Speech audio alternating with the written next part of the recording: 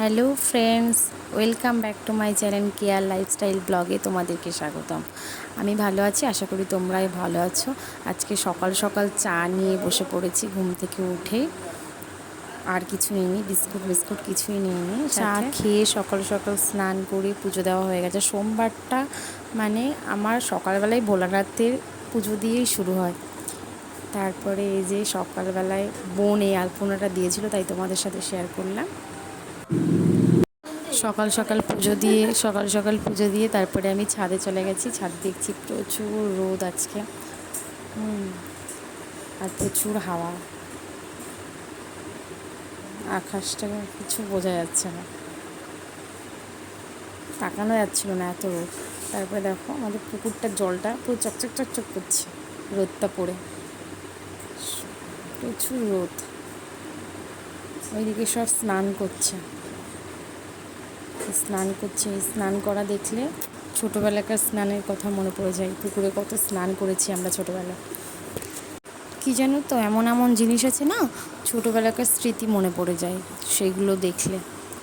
সেই রকমই সব স্নান করছে, ছোট বাচ্চারাও আছে। প্রচুর রোদ। তারপরে পুজো টুজো দিয়ে এসে নিচে নেমে দেখছি বাবা বাজার থেকে চলে এসছে। আমি তারপরে সবজিগুলো সব ধুয়ে রাখলাম, কেননা আজকে সোমবার, আমার তো নিরামিষ। তা মাছের ছোঁয়া টোয়া লেগে গেছে, তো সেই কারণে আমি সবজি সব ধোয়া সব আমিই করলাম।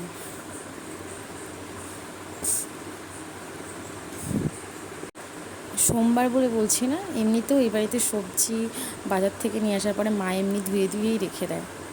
এটা সব সময়ই করে আমাদের বাড়ির লোক।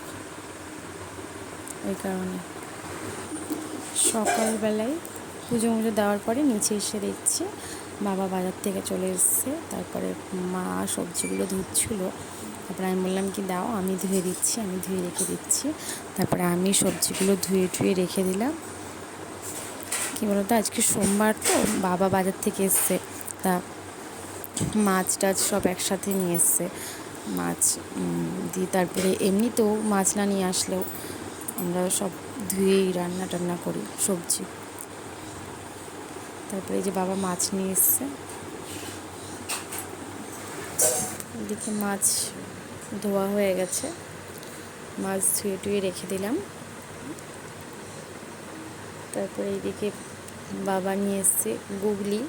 অনেকে খায় অনেকে খায় না, কিন্তু যারা খায় তারা জানে এর স্বাদ। যারা খায় না তারা হয়তো নাক ছিটকাবে, কিন্তু আমার তো খুব ভালো লাগে, আমাদের বাড়ির সবাই খায়। আমি মাকে বললাম যে রান্নাটা আমি করছি, তুমি সরো, আমি রান্নাটা করে দিচ্ছি। যদিও সোমবার খাবো না, কিন্তু সবার জন্য করে দিই, নিজে না খাই তো কী হয়েছে। তারপরে প্রথমে গরম জল করতে হবে, গরম জল করে গরম জল হলে তারপরে গুগলিগুলো দিয়ে দিতে হবে। দেওয়ার পরে তোমার জলটা ফোটাতে হবে, ভালো করে ফোটাতে হবে। ভালো করে ফুটছে, ফোটার পরে নোংরাটা না বেরিয়ে যাবে। প্রথমে ভালো করে তো ধুতে হয়, কল থেকে সেটা ধোয়া হয়ে গেছে, মা ধুয়েছে প্রথমে। তারপরে এই যে প্রচুর নোংরা বেরোয়, প্রচুর ফোটাতে হবে।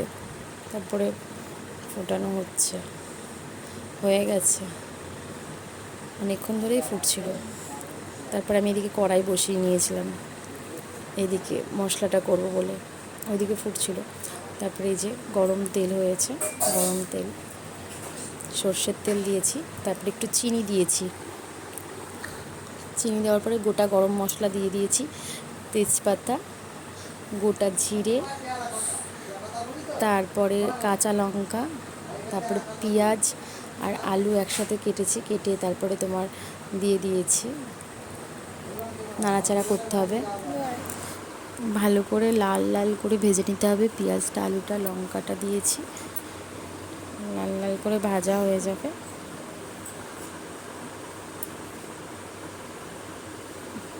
আলুটার সাথে পেঁয়াজটা একবারে দিয়ে দিয়েছি। তারপরে না আমি মশলায় মা একবারে ফ্রিজে করে রেখে দেয়, তারপরে আমি নিতে চলে এসেছি। আমাদের মশলা টশলা সব মা একবারে করে রেখে দেয় ফ্রিজে। 2 চামচ দিয়েছি আদা, রসুন আর জিরে ছিল, আর টমেটো ছিল ওর সাথে। তারপরে এদিকে লবণ দিয়ে দিয়েছি স্বাদ মতো। তারপরে লঙ্কার গুঁড়ো দিয়েছি 1 চামচ মতো, তারপরে কাশ্মীরি লঙ্কার গুঁড়ো দিয়েছি মানে কালার হওয়ার জন্য। তারপরে একটু নেড়ে ছেড়ে নিতে হবে ভালো করে। কালার চলেই এসছে দেখো। তারপরে 1 চামচ হলুদ দিয়ে দিয়েছি, 1 চামচ মতো,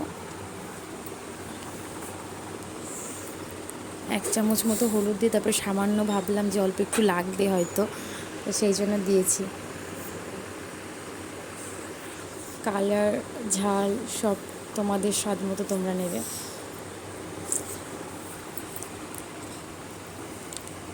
পুরো ভাজাটা হয়ে গেছে, লাল লাল করে ভাজা হয়ে গেছে, তেলও বেরোচ্ছিলো সেই কারণে কড়াই থেকে। তারপরে গুগলিগুলো দেওয়া হয়ে গেছে, দিয়ে দিতে হবে। দিয়ে তারপরে নাড়াচাড়া করতে হবে, ভালো করে নাড়াচাড়া করতে হবে। মেইন হচ্ছে কষাতে হবে। যে কোনো রান্নায় তো না কষালে তো স্বাদ আসবে না। মশলা টশলা ভাজতে হবে ভালো করে। কোনো রকমে ভাজলাম, ভেজে জল দিয়ে দিলাম, তাহলে তো কোনো রান্নাই স্বাদ হবে না না। দেখ, আর এই রান্নাটা একমাত্র যারা খায় তারাই জানে এর স্বাদ কেমন। যারা জানে না, যারা খায় না, তারা নাক সিটকাবে। দেখো, এমন এমন খাবার আছে যেগুলো আমরাও খাই না, যেমন আমি শুটকি মাছ খাই না, তো আমি তো নাক সিটকাই সেরকম। এবার যেটা যে খায় সেটা তার মর্ম জানে। এবার ওই ঢেকে দেবো। এই যে সুন্দর একটা কালার এসছে।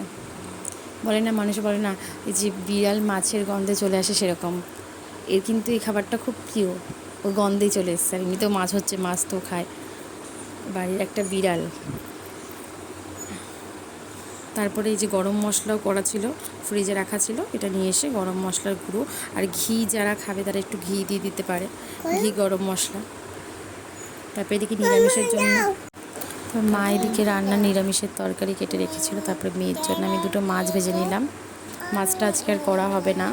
তারপরে এদিকে মা এদিকে তরকারি রান্না করছে, নিরামিষ করছে, গ্যাস ম্যাস মুছে আমার জন্য রান্না করছে। তারপরে এদিকে আমি ভাত নিয়ে বসে পড়েছি দুপুরবেলায়। পাঁপড় ভাজা, ডাল আর পটল ভাজা, ভাত। এটা নিরামিষ আইটেম। এই যে ভাত খাচ্ছি আমি পটল ভাজা দিয়ে। আমার নিরামিষের মধ্যে এই খাবারই বেশি ভালো লাগে, পাঁপড় ভাজা, মুগ ডাল, পটল ভাজা। তারপরে একটা হয়েছে, আমি তো ভাবছি এই করেছে মা, পটলটার কথা মাথা থেকে, পটল আলুর তরকারি, একটা নিরামিষ তরকারি করেছে, সেটা মাথা থেকে আউটই হয়ে গেছে। আমি তো এই খাবার নিয়ে বসে পড়েছি। তারপরে মা আমাকে বলছে, কি তুই পটলের তরকারিটা নিলি না, পটল আলু দিয়ে একটা সবজি তরকারি করেছি। আমি ও ঠিক আছে, দাও দাও দাও। তারপরে খেলাম পটল দিয়ে তরকারিটা, খাওয়া হয়েই গেছিলো প্রায়। তারপরে পটলের তরকারিটা খেলাম। কী বলতো, সোমবারটা অ্যাকচুয়ালি যারা ঠাকুর দেবতা মানে তারাই জানে। হ্যাঁ, যতই মুখের সামনে মাছ মাংস হোক না কেন, তোমার যদি মন না চায়, তুমি যদি ঠাকুরের প্রতি সেরকমই একটা হয়ে থাকো, তোমার মন চাইলেও তুমি খাবে না, তোমার আসবেই না মনের মধ্যে খাবার। আমি কিন্তু সবার জন্য রান্না করলাম, কিন্তু আমার প্রিয় খাবার কিন্তু আমি খেলাম না। কিন্তু এই যে আজকে সোমবার, আমি খাবো না। তারপরে এই যে মা, তারপরে পটল আলুর তরকারি দিয়ে লাস্টে খাওয়া হয়ে গেছে। দুপুরবেলায় ঘুম টুম দিয়ে তারপরে এবার বেরোলাম মামার বাড়ির উদ্দেশ্যে। মামার বাড়ি যাচ্ছি, অনেকদিন দেখা করা হয় না, দুদিনের শরীর খারাপ। তো তারপরে এই যে আমার মেয়ে মিষ্টি নিতে পারে না, তবুও মিষ্টি হাতে করে নিয়ে যাবে, ওর যে ঠিক আছে নিল। তারপর মামার বাড়ি গিয়ে না, একটা পাশের বাড়ি একটা বাচ্চা চলে এসছে, বাচ্চা চলে এসে ওর সাথে ও খেলতে পুরো একেবারে মত্ত হয়ে গেছে। ওই খেলাটেলা করছে। আমি বললাম, মাম্মা আয়, একটু আয়, ভিডিও করবো। না, করবে না, ও খেলাতেই ব্যস্ত। হ্যাঁ ঠিক আছে, খেলা করছে। বাচ্চারা জানেন তো, বাচ্চাদেরকে বেশি বোঝে, তো এই হচ্ছে কথা। এই যে খেলছে।